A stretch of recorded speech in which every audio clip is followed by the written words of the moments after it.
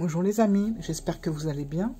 Alors aujourd'hui, je reviens pour une petite vidéo particulière. Hop, on va reculer. J'espère que ça va marcher, que ça va pas être trop trouble.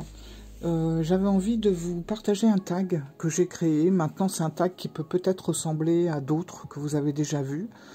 Mais je sais pas, celui-là, il m'inspirait bien. Donc, bah écoutez, je vais vous le faire. Alors, on a changé, vous avez vu la vue. Là, on a la vue sur mes jeux. Donc je vais choisir en direct, je n'ai rien préparé, ça va être vraiment comme ça, mon ressenti sur l'instant T par rapport aux questions. Alors j'espère que je ne vais pas être trop longue dans mes choix. Mais c'est un tag que j'ai intitulé quel est le tarot ou l'oracle qui ? 3 points de suspension. Voilà, tout un programme. Donc on va commencer tout de suite. Alors c'est un tag qui comporte 10 questions. Donc on peut faire 5-5 ou les 10 d'un coup. Voilà, moi je pense que je vais faire les 10 d'un coup. On va voir si je parle pas trop. Et on va commencer. Quel est l'oracle ou le tarot qui te met en mode introspection? Alors, l'oracle ou le tarot qui me met en mode introspection, si je sais. Je sais lequel ça va être. Ça va parce que comme j'ai pas non plus énormément de jeux, j'arrive encore à gérer. Voilà. Celui qui va me mettre vraiment en mode introspection, ça va être les cartes divinatoires d'Algariel. Alors là, c'est la toute première version qui était chez France Cartes à l'époque. J'aime beaucoup. Alors j'aime beaucoup ce jeu parce que... Pardon. Je le trouve, enfin c'est tout à fait le genre de jeu qui me, si on mettait à l'endroit, qui me fascine, qui me transporte, en fait qui me fait carrément décrocher pour partir ailleurs. Donc ça me met, voilà, puis ça me recentre sur moi-même, j'aime beaucoup. Donc celui qui me met en mode introspection, c'est celui-là. Voilà, parce qu'il me fait vraiment réfléchir, rien que le graphisme, comme ça, un petit peu nébuleux, un petit peu effacé. On voit vraiment d'ailleurs que l'auteur a eu tous ces ressentis en rêve, parce qu'on a vraiment l'impression qu'on est carrément, quand on regarde les cartes, qu'on est dans un rêve en fait. Voilà, donc celui-là me fait vraiment rentrer en introspection. Voilà, je l'aime beaucoup ce jeu. Et en plus de ça, vous avez des tirages pour les vies antérieures. Donc il est vraiment sympa. Deuxième question. Quel est le jeu qui t'éblouit de sa magie? Alors là, je sais tout de suite. Alors attendez, il faut que je le retrouve. Je sais tout de suite parce que c'est un... Voilà, il est là. C'est un des seuls jeux hyper colorés et que je trouve vraiment beau. Donc... Alors, ok. Bon, qu'est-ce qu'il fait? Il veut trouble ou pas trouble? Voilà. Donc, c'est le Wandering Star Tarot. Donc, celui-là, il m'éblouit vraiment de sa magie. Voilà, je vais vous montrer. Bon, j'ai fait des revues pour la majorité des jeux que je vais vous présenter. Bon, doré, tout ça. Mais c'est les couleurs, je trouve les couleurs fascinantes. Et je le trouve en même temps très mystérieux, avec un petit côté hindou. Voilà, donc lui, il m'éblouit vraiment de sa magie. Je le trouve super beau. Voilà. Très beau jeu. Voilà, donc c'est celui-là. Quel est l'oracle ou le tarot qui te fait sentir ancré? C'était pas évident, ça, par contre.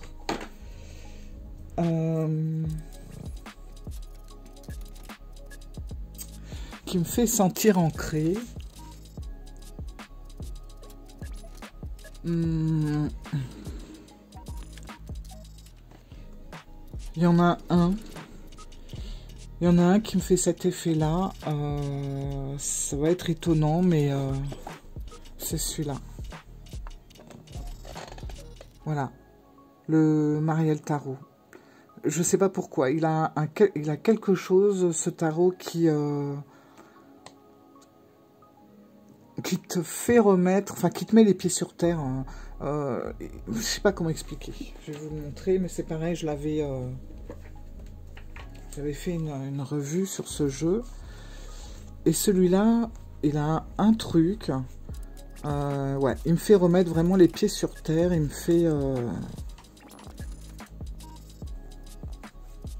cet effet-là, en fait. Voilà, je sais pas si... Il a quelque chose... En fait, c'est sa puissance. C'est un jeu qui a une grande puissance. Et quand je l'ai, quand je travaille avec, je me sens tout de suite ancrée. Je me sens vraiment ancrée dans la matière et je sais pas. Il m'apporte quelque chose d'assez puissant par rapport à ça. Donc c'est le Mariel Tarot. Je vous ai fait une revue, donc je vais pas tout vous montrer. Mais c'est un jeu assez fort. Hop. Vous voyez, je suis en train de remettre. Hein. Hop, je fais tout en direct. Alors, 4e question. Quel est le jeu qui t'envoie un maximum d'énergie? Alors, si, je sais. Je sais. Je l'ai toujours près de moi, de toute façon. C'est celui-là. Voilà. L'Urban Crow Oracle. Alors là, pour le coup, au niveau de l'énergie, c'est celui-là. Et j'ai remarqué que souvent, quand je me sens un peu patraque ou pas forcément dans mon assiette, je prends toujours, c'est ou l'oracle ou le tarot du corbeau, enfin des corbeaux de MJ Cullinan. Voilà, parce que je sais qu'il y en a beaucoup qui ont le même titre, plus ou moins, qui se ressemblent. Mais celui-là... Attendez, je vous montre le dos. Attendez, on va y arriver, hein. Voilà. Je suis pas bien installée. Hop, voilà. Celui-là, c'est vraiment celui qui me redonne de l'énergie. De toute façon, je retrouve souvent mon énergie dans l'air, moi. Ça, c'est quelque chose... je suis pas un signe d'air pour rien. Et c'est pareil, hein, quand ça va pas fort... j'aime bien aller me promener, j'aime bien recevoir le vent dans le visage. Je suis vraiment un signe d'air à fond. Et ce qui me redonne de l'énergie, c'est tout ce côté un peu aérien. Alors forcément, le corbeau, qui est vraiment mon animal, je puise vraiment l'énergie dans le corbeau. Depuis longtemps déjà. Hein. Donc c'est vraiment celui-là. Celui-là, il me rebooste, c'est fou quoi. J'aime beaucoup. En plus, ce tarot, enfin, c'est pas le tarot, là, c'est l'oracle. Hein. On est vraiment avec l'oracle. L'Urban Crow Oracle. C'est la toute première édition, donc avec les cartes supplémentaires. Je sais qu'on le trouve plus maintenant, donc il est d'autant plus précieux pour moi. Mais, vous voyez, ce jeu-là, cet oracle-là, je pourrais même dire que c'est un doudou deck. Voilà. Voilà, donc c'est celui-là qui m'envoie un maximum d'énergie. Alors, on en a combien? 5e question. Quel est le jeu, quel est l'oracle ou le tarot qui te rend le plus créatif? Je me demande où j'ai été chercher les questions. Hein. Il y en a, c'est pas évident. Alors, quel est le jeu ou l'oracle qui te rend le plus créatif? Ce que j'entendais par là, c'est-à-dire celui qui te donne vraiment l'envie d'écrire, enfin de faire du journaling, qui te donne envie d'être à fond dedans pour avoir un suivi au niveau de l'écriture. Voilà, c'était dans ce sens-là. Donc, ou tout simplement pour son visuel aussi. Donc, quel est le jeu qui te rend le plus créatif? Moi, je prendrais... Non, je prendrais celui-là. Hop, je vous le montre tout de suite. Je ne sais plus le nom en plus, ça, il est là. C'est l'oracle d'or et d'encre. Alors, je ne sais pas si c'est parce qu'il y a le mot encre dedans. Mais ce petit jeu-là d'Émilie de Dieu, qui a sorti aussi l'oracle du monde, mais là, c'est pas le même s'il ressemble un peu. Je le trouve... ouais, il me donne envie de faire...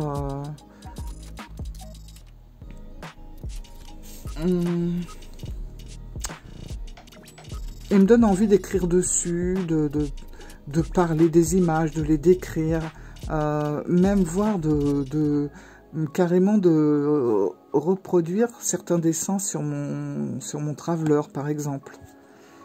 Voilà. Je le trouve frais et parlant. Et en même temps, il est très inspirant pour faire de la création, je trouve. Enfin, pour faire de la créativité, voilà, plutôt. Voilà. Vraiment, il y a des dessins que j'ai envie de reproduire sur mon carnet et puis d'écrire à côté, quoi. Ouais, ça serait celui-là. Donc, l'oracle d'or et d'encre. Alors, pour la sixième question. Quel est le jeu qui te donne confiance en toi? Quel est le tarot ou l'oracle qui te donne confiance en toi?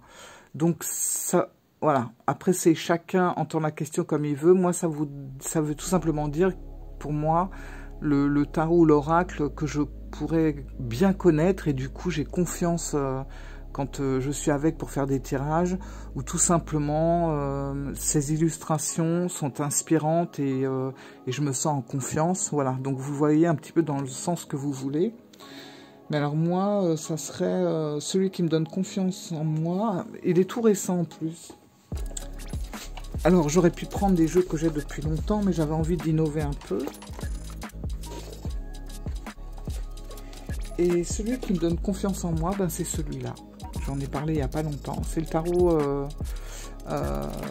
des abysses.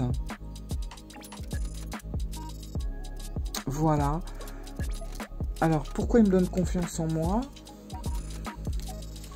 Eh bien, c'est tout simplement que j'ai pratiquement pas besoin de traduire ce qu'il y a dans le livre, parce que bon, il est qu'en anglais pour le moment, mais bon, apparemment, il va sortir en français. J'ai pas besoin de traduire ce qu'il y a dans le livre parce que l'imagerie me parle tout de suite sur toutes les cartes. Il n'y a pas une carte où j'ai pas... C'est comme si la carte m'envoyait elle-même un message, voilà, pour me dire voilà, là je suis comme ça, là il y a ça que tu devrais ressentir, là voilà, c'est vraiment un échange avec ce jeu et j'ai l'impression que c'est le tarot en qui je peux faire vraiment confiance, car sans même l'avoir étudié, on arrive à communiquer rien qu'en se regardant. Voilà. Rien qu'en se regardant. Il est assez magique. Franchement, je vous l'avais dit quand je vous avais fait la présentation, que j'avais une super belle connexion avec, et cette connexion continue, vraiment. Donc j'aime beaucoup le tarot des abysses, et ouais, c'est celui-là qui me donne confiance en moi. Voilà. Paf.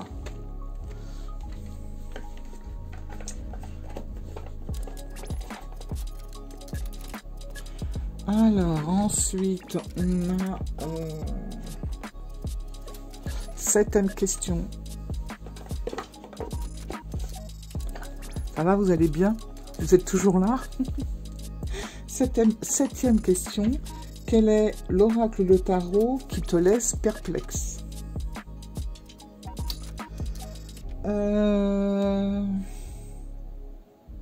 Je sais même pas si je l'ai là, en fait. Si, je dois l'avoir quelque part. Alors, c'est marrant parce que c'est un tarot, voilà, que je vais vous présenter, qui me laisse perplexe. Et pourtant, ça a été avec celui-là où j'ai fait tout mon apprentissage. Et il me laisse perplexe, toujours. Il est là-haut. Bah, c'est tout bête, hein. Quoi qu'il y en a deux, hein. J'aurais pu... Bah, j'en ai deux, mais bon. C'est tout simplement celui-là qui a été mon tout premier tarot il y a quelques années.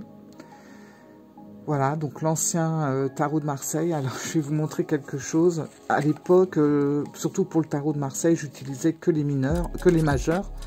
Comme vous pouvez le voir, ça se voit. C'est-à-dire, c'est flou, voilà. C'est-à-dire que là, on a les majeurs et là, on a les mineurs que j'ai jamais utilisés. Donc, on voit bien la différence. Voilà. C'est pour ça qu'il me laisse perplexe, c'est que je n'ai jamais pu me faire aux mineurs. Ça, c'est un truc... autant les majeurs, ça allait, sans problème, mais les mineurs, pas du tout. Je ne sais pas pourquoi il fait ça, mon truc. Bon, bref. Et j'aurais pu choisir, il est juste devant moi, comme s'il me disait, moi aussi, je te laisse perplexe. Là, c'est lui. Voilà, le Thoth. Alors, le Thoth, c'est un mystère complexe pour moi dans toute sa splendeur. Voilà. Et pourtant, il est hyper intéressant. Il m'attire toujours autant. Mais alors, je trouve très... ouais, il me laisse perplexe. Voilà.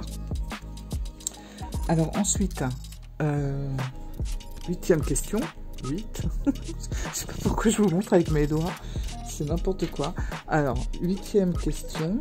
Quel est l'oracle ou le jeu qui te fait lâcher prise? L'oracle ou le jeu qui te fait lâcher prise. Donc après, on l'entend comme on veut, hein. Donc moi je penserais, enfin je me dirais le jeu je me laisse aller complètement avec ce jeu. Ça serait je vais rester très classique en fait. Ouais, ça serait lui je pense. Je regarde, j'en ai deux. Voilà, je l'ai avec bordure et sans bordure. Mais celui avec lequel je me laisserai vraiment aller, c'est lui, parce que de toute façon celui-là c'est mon jeu référence et ça m'agace, hein, pourquoi, voilà, c'est vraiment le tarot auquel je me réfère toujours quand j'en ai un autre qui arrive, ou quand j'ai envie vraiment de faire un tirage à quelqu'un et de bien approfondir les choses, c'est le Rider classique, ça c'est ma base, voilà. Alors, je vais vous montrer parce que moi, j'ai voilà. J'ai celui qui n'a pas les bordures. J'ai aussi celui qui a les bordures. Mais j'aime bien travailler avec celui-là parce que je trouve qu'on a plus de... On voit plus de choses. Voilà, par exemple, une carte toute simple. Mais vous voyez, cette carte-là, dans pratiquement tous les riders, les épées, elles sont coupées, comme ça. Avec celui-là, on a vraiment, on voit vraiment toute l'illustration dans son intégralité. Et c'est pour ça que j'aime beaucoup celui-là. Voilà. Donc ça, c'est vraiment ma base. C'est mon jeu. Depuis toujours, après le Marseille que je vous ai présenté tout à l'heure. Voilà. Donc pour moi, c'est celui-là qui va me faire lâcher prise. Hop. Plus que 2 questions. Hein. Donc la 9e question. Quel est le jeu, quel est l'oracle ou le tarot, alors, qui te vide de ton énergie? Tout à l'heure, c'était qui te remplit d'énergie, mais là, c'est qui te vide de ton énergie.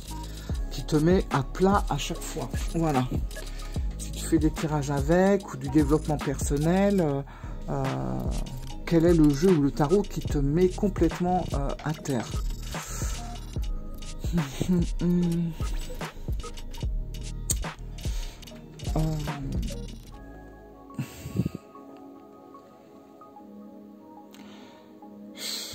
Je me demande si peut-être les clés d'Anastasia Gross.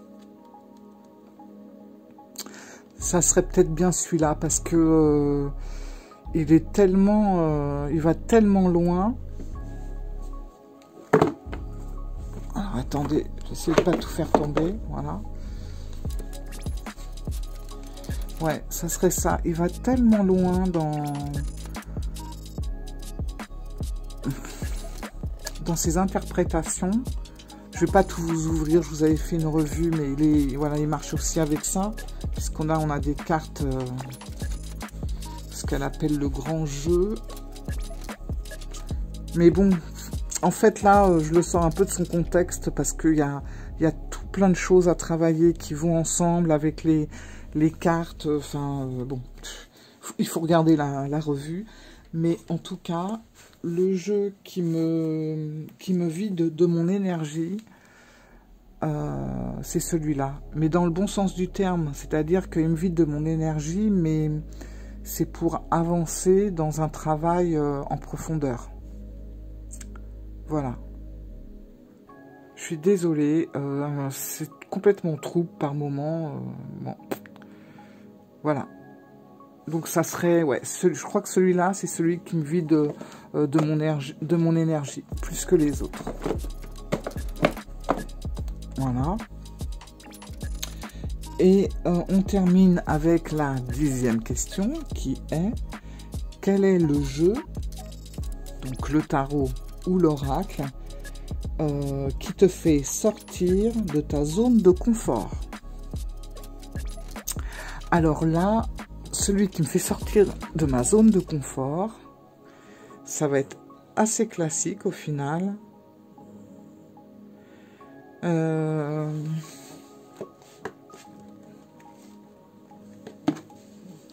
Voilà, sans surprise, c'est mon Béline.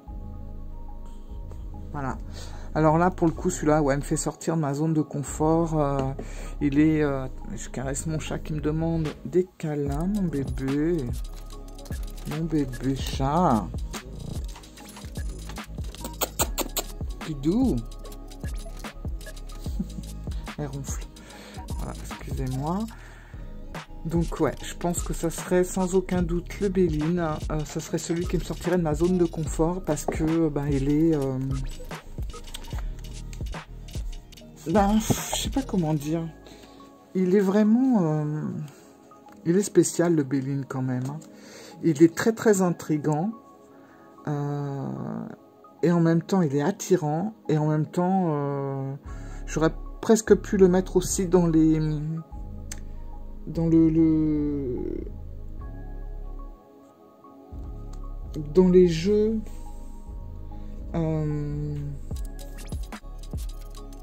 qui me vide de mon énergie, peut-être. Voilà, il demande un peu de travail, bon, mais il est assez... il chamboule, en fait, ce jeu. Il est assez... ouais. Il laisse pas indifférent, en tout cas. Voilà. Donc, ça serait vraiment celui qui me sortirait de ma zone de confort. Voilà, les amis. Bon, écoutez... je pense que j'ai fait le tour. Je vous ai mis les 10 questions. Alors, je vous mettrai, pour celles et ceux qui ont envie de faire ce tag, ou ce challenge, je ne sais pas comment on peut dire. En tout cas, ça me ferait super plaisir. S'il y a des personnes qui veulent suivre ça me ferait vraiment plaisir. Je vous mettrai toutes les questions en barre d'infos. Voilà, donc j'ai créé ce petit tag par rapport au ressenti que j'avais et au questionnement sur certains jeux. Donc peut-être qu'effectivement il y a des tags qui ressemblent à celui-là, mais le but n'était pas du tout de copier, hein. C'était simplement que j'étais inspirée par ces questions-là. Voilà, donc je vous invite à le faire. Je ne vais pas donner de nom parce que j'ai pas envie d'imposer aux personnes de le faire. Mais si vous avez vraiment l'envie, écoutez, c'est avec grand plaisir. Et je serais ravie de lire vos choix. Voilà, mes amis. Bon, écoutez, je vous fais plein de gros bisous et je vous dis à très bientôt. Bye bye.